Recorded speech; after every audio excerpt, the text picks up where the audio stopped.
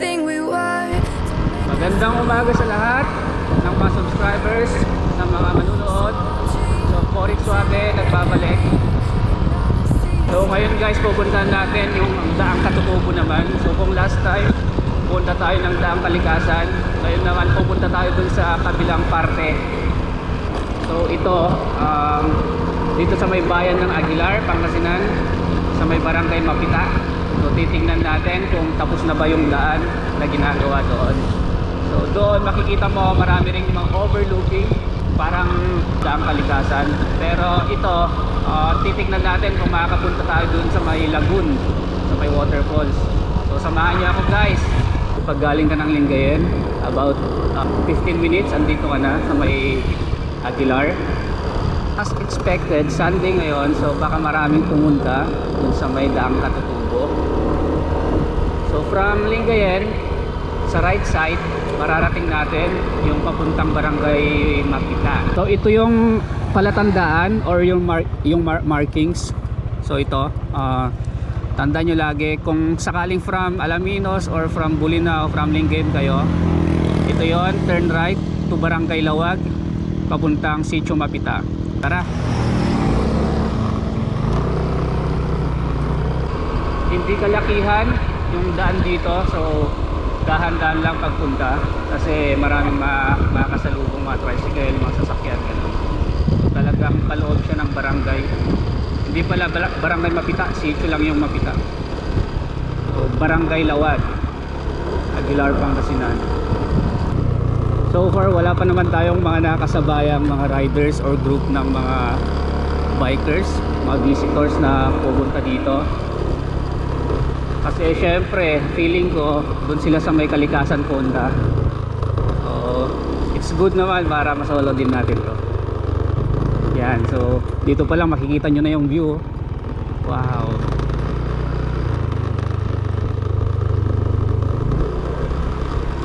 Ito yung first part ng mga akyatin. So halos lahat gawa na, sementado na pala. Kasi last time na pumunta kami dito, rough road pa ata tong kalahati, tapos sarado pa tong cemented part na to. So kanina kung sinabi kong hindi pala natin solo, may nakita na ako, may matanda akong group ng mga riders, siguro nasa 5 or 6 riders. Medyo marami na rin makumakyat dito. Ito yung first peak ng Barangay Sitio Mapita. So picture tayo. Good morning. So ito yung view dito sa may Daang Katutubo. First part pa lang ng mga makikita dito. So ito, kung makikita nyo, dire-diretso yan, marami pang mga makikitang views doon. Lahat makikita no? So ayan, samahan nyo ako, akyat tayo doon mga guys. Ang ganda, sunrise. Shit.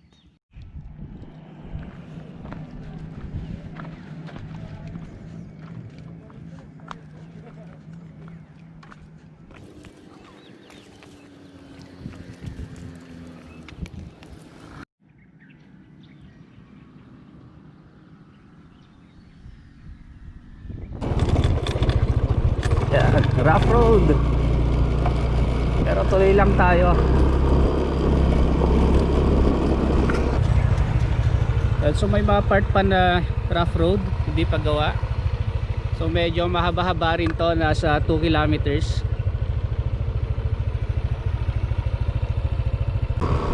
So Kalimaw nagbabike. Nakyat ngayon, biruin mo.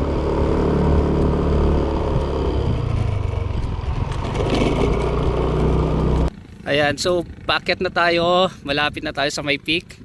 So ito yung third part ng akyatin dito sa may Daang Katutubo. So napakaganda ng view dito. So medyo konti pa yung pumupunta dahil sa rough road. Medyo mahaba-haba rin yun. Kasi nandun sila lahat sa may Daang Kalikasan. So yun yung Daang Kalikasan na part.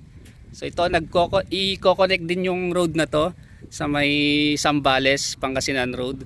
So same lang, parang magmi-meet to, may junction sila ng Daang Kalikasan dun sa bandaron. Yan, kung makikita nyo. Yan, so doon tayo galing sa may Lingayen. Tapos umakyat tayo dito sa may Aguilar.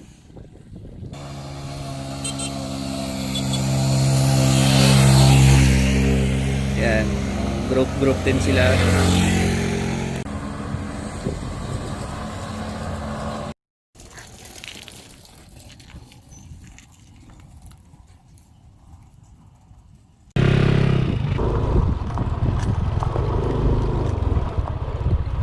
So narating na natin yung zipline area. Kung hindi ako nagkakamali, ito yung daan papuntang Lagoon. So dito may makikita kang hindi pa gawa, hindi pa fully operational na zipline. So hanggang dun sa baba papunta yan. So check natin yung view.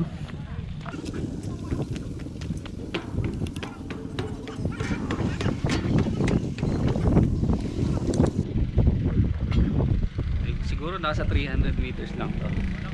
Dun sa baba. So try natin pumunta ng Lagoon, pero hindi ko sure kung saan. So hanapin natin. 4 kilometers yung lalakarin papuntang Falls. 4 kilometers? Oo. Kaya? So yan, according to Kuya, nasa 4 kilometers daw. Testing natin.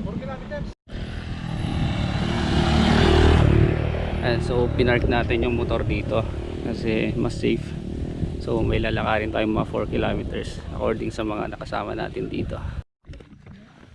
And so may mga kasama tayong mga group of riders from different towns ng Pangasinan. So taga saan po kayo, Kuya? Taga Mangaldan.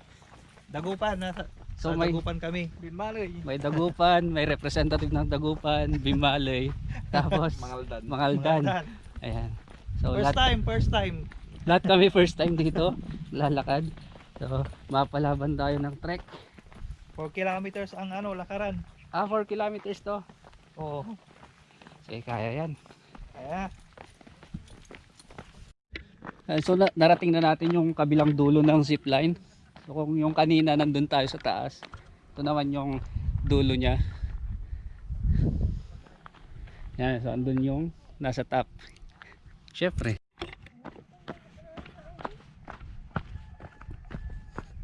Hello.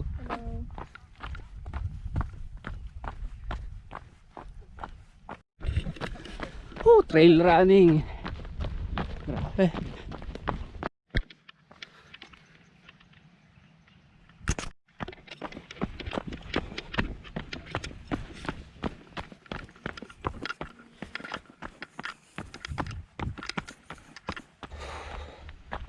So naririnig ko na yung waterfalls.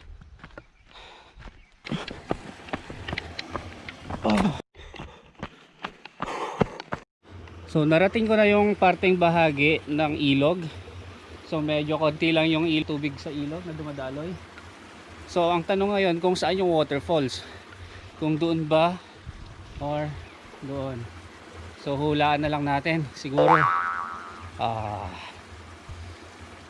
Kung doon nanggagaling yung tubig, syempre siguro doon yung falls. Okay, tara.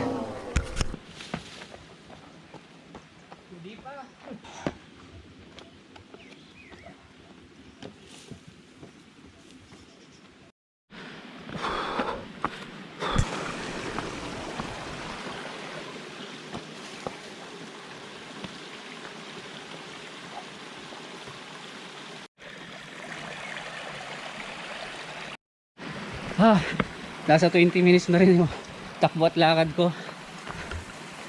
Feeling ko nasa ako, movie ng Rambo eh. Parang magandang scene.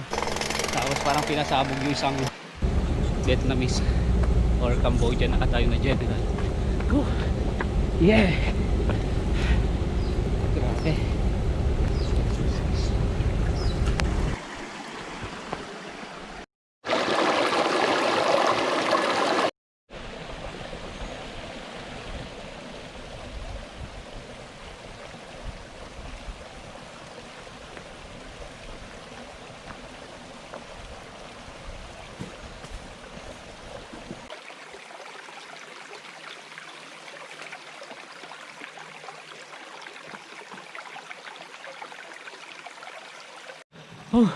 Grabe, almost 20 minutes na akong naglalakad pero wala pa rin yung waterfalls. Sa tingin ko naligaw tayo. Kasi dead end na dun eh. Hay! Grabe. So balik tayo doon sa may intersection. Mali yung nilikuhan natin. Pagod. So yun nga, naligaw tayo. So nakabalik na ako kung saan ako na ligaw banda. So ito yung intersection. May isang papunta dun sa kanan. Tapos yung pinuntahan ko is ito naman sa may pakaliwa. So siguro malayo-layo rin yun eh, 20 minutes. Grabe. So pahinga muna ako konti. So feeling ko dun lang sa baba, waterfalls. Balik tayo dun. Mali pala yung theory natin. Hukat.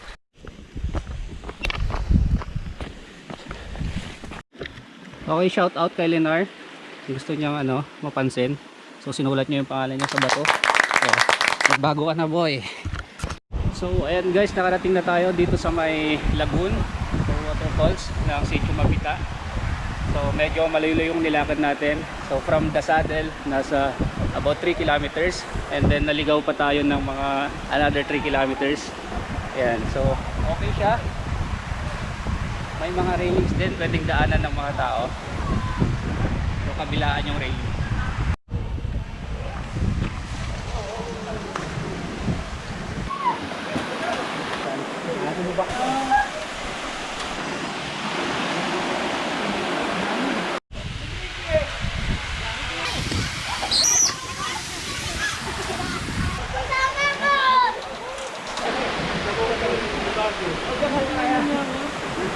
Nakatakot sila kasi may alon dito.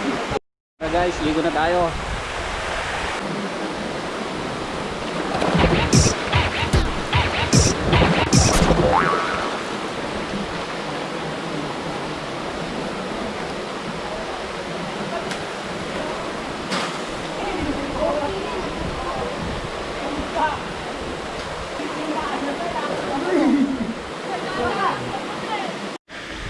Oh grabe, napakalamig ng tubig. Ang nakakalungkot lang dito maraming mga basurang nagkalat. So yung mga pupunta dito hindi masyadong nililinisan or inuuwi yung mga kalat nila, mga basura. So pagpunta dito, ang dami kong nakitang mga plastics, bote, mga supot na pinagbaunan nila yung mga nagpipiknik dito. So panawagan ko na lang sana, dapat matuto tayong higpit yung mga pinagkainan natin. Mga plastic dapat iuwi natin.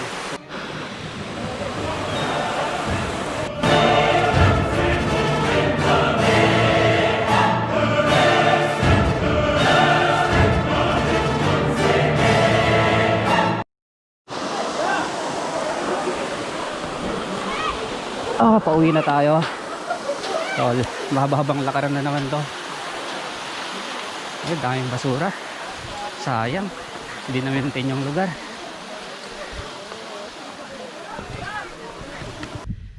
Paakyat to hanggang dun sa may pinag-iwanan ko ng motorsiklo. Grabe, pahinga muna ako konti. So guys, ipapakita ko sa inyo kung gaano kalayo yung kung saan tayo naligaw kanina. Papakita ko lang dun sa may baba nito kung saan nakapinpoint yung kamay ko.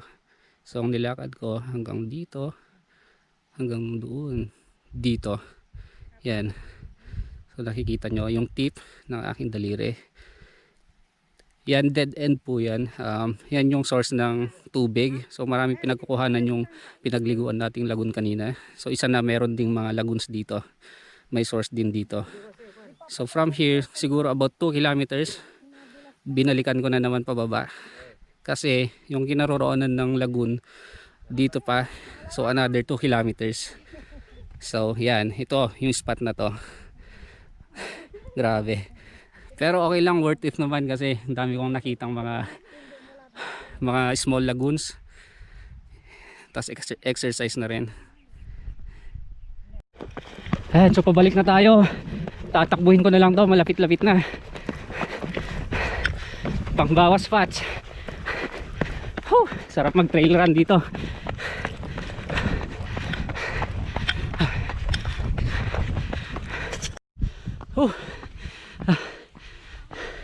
Lakad, takbo, lakad.